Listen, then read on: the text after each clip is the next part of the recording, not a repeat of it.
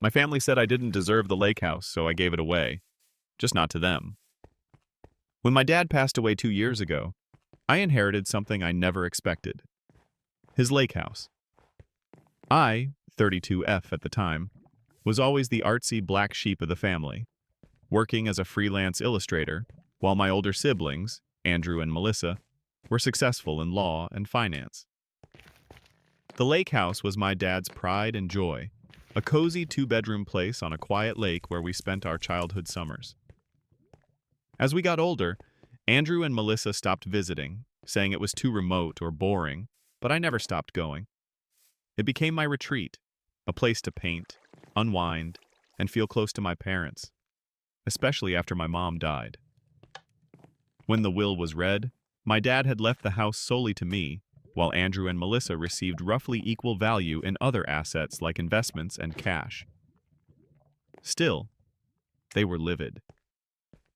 They accused me of manipulating our dad, said I was being selfish, and insisted we sell the house and split the profits. At one point, Melissa's husband even showed up at the property doing yard work like he already owned it. They escalated things by trying to guilt me through extended family, and it all came to a head when Andrew told me at Thanksgiving that I was lucky. Dad didn't live long enough to regret giving it to me. That was the moment I realized I didn't want to keep the house.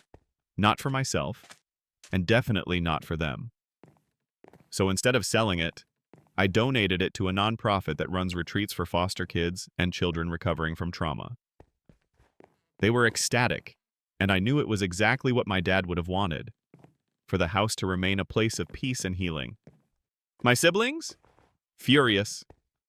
Melissa screamed. Andrew sent a cease and desist letter that went nowhere, and we haven't spoken since. A few months later, I drove by and saw kids playing on the dock, wind chimes on the porch, and a dog chasing sticks. I didn't go in. It wasn't mine anymore. But for the first time in a long time, it felt like home. Sometimes the best way to honor something is to let it go, especially when the people fighting over it never really cared until it was gone.